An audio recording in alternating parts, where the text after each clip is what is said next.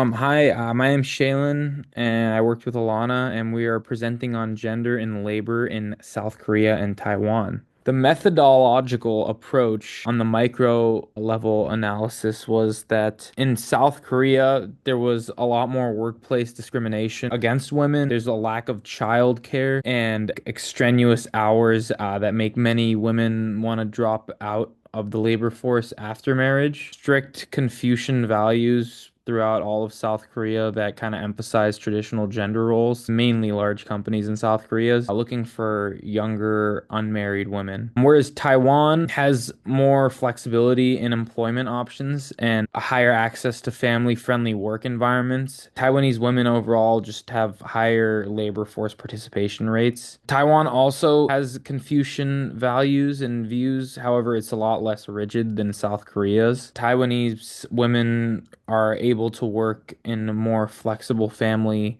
friendly, small scale industries. I'll explain that in the macro level analysis. This side little picture right here kind of explains what key categories would fit into a micro level analysis. This is the macro level analysis, broader scale. South Korea is dominated by larger companies, which require longer working hours. This is less accommodating for married women that need childcare, and having weak childcare policies that also penalize career breaks for people in maternity leave make it a lot harder for South Korean women to want to join the workforce. The corporate culture also kind of discourages women in South Korea from career advancement, since it prioritizes longer hours rather than family-friendly work environment. This is largely in part to the fact that most of South Korea is controlled by larger companies as opposed to smaller companies, making them more rigid with their flexibility. Whereas Taiwan is dominated by smaller companies that offer more flexible working hours, since they have like less regulations and rules. This also offers more accommodations for married women and has better child care policies allowing for flexible work leave. Um, and the work environment is slightly more inclusive, allowing for part-time and more flexible family employment, which then in turn encourages um, women to try to find jobs after marriage. Patriarchal values influence both the supply and demand sides of the labor market, and Taiwan and South Korea initially had similar labor market patterns for women, partly because of their Confucian cultural traditions that they both shared, because these traditions emphasized family structures, which shaped dynamics and gender roles in both countries. Over time, the restrictions on married women in the workforce for Taiwan had weakened, so workforce participation increased. On the other hand, South Korea had maintained stricter limitations, keeping married women employment opportunities limited. Before marriage, women participated in the workforce, but after marriage, they left due to societal expectations and employer preferences, which is a practice called the marriage bar. Patriarchal culture reinforced the marriage bar system, keeping married women, especially the younger ones, out of those higher paying and more secure jobs. Employers were generally more willing to hire single women, but after marriage, they became more reluctant to employ them. And when labor demand was low, employers favored hiring educated men over educated women. But when labor demand was high and there weren't enough educated men to fill those positions, employers reconsidered their biases and they began hiring previously excluded groups, which included married women. Similarly, in the United States and Britain, women entered the workforce in greater numbers when men became unavailable due to casualties and economic shifts during and following World War One.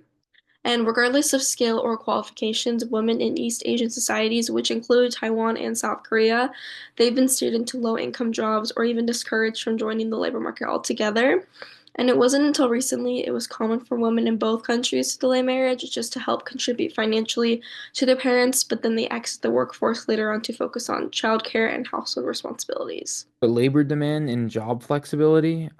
South Korea, since South Korea is dominated by larger corporations, They have a high demand for full-time workers and more rigid employment. That's because these companies, as I've said, more strict, like when it's a large company, they have more strict policies they have to follow. And in order to meet the criteria and quota, it's easier and encouraged to have full-time workers, which is hard for mothers in maternity leave, kind of leading to that favoring of male over female workers. Whereas Taiwan, as I mentioned before, it has smaller size businesses, and these smaller size businesses are more export driven. Like semiconductors are a huge export of Taiwan, and like a lot of tech stuff. And this creates more opportunity for part-time work and contract-based work, which is a lot more flexible for people who, or from others who have to leave on maternity leave. The table which I pulled from the text compares how women's employment status and types of jobs changed before and after marriage in Taiwan and South Korea.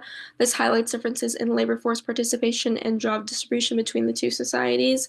And before marriage, there were similar proportions of women that were employed in both Taiwan and South Korea, Taiwan being 93% and South Korea being 89%, so pretty close to each other.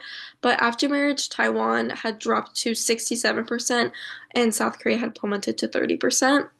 And in Taiwan, it seemed like the clerical jobs remained stable for married women before and after, only having a 0.9% decrease after marriage. Although in South Korea, the clerical employment dropped from 37% to 1% after marriage.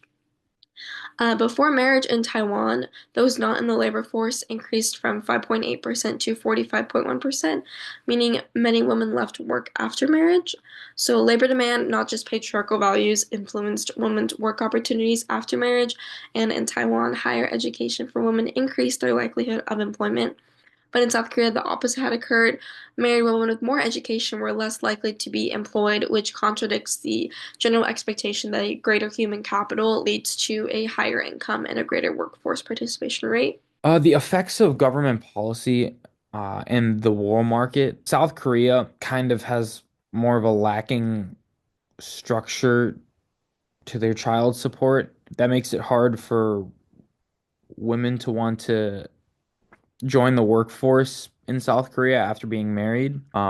This favors male employment due to the abundance of larger firms in search for full-time positions, which further reinforces gender inequality in the world market. Whereas Taiwan has more encouraged flexible labor markets and better childcare systems due to the domination of smaller corporations in Taiwan.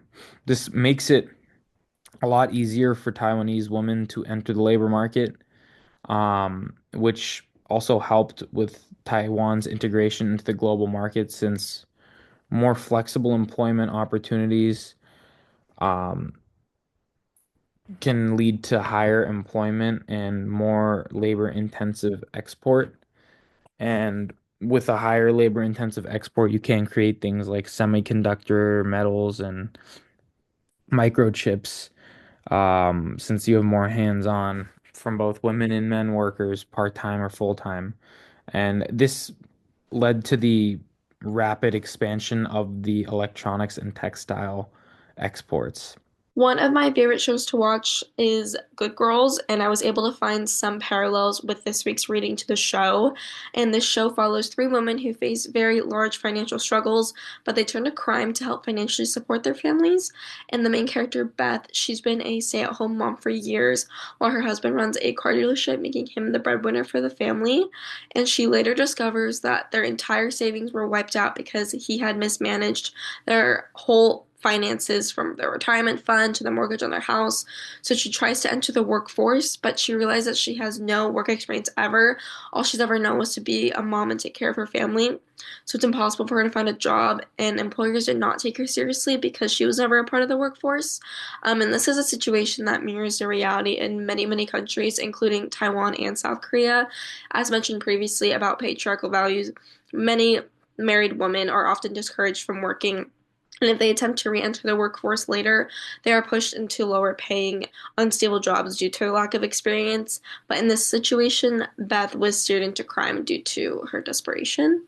But similarly, Ruby, who is another character, she asks her boss for more hours as a waitress, but she refuses, or the boss refuses, because of her family responsibilities and the lack of flexibility that she has compared to the other younger single employees that work there. And as we learned earlier, employers preferred hiring single women over married women. This situation reflects the reality in South Korea and Taiwan, where women are expected to work to support their parents and are later pushed out of the workforce when they start families.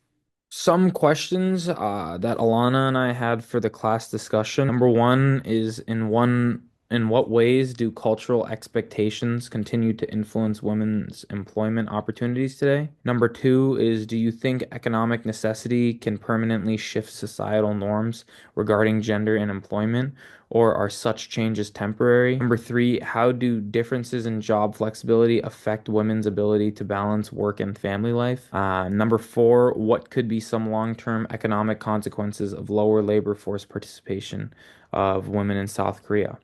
This is our works cited. Thank you.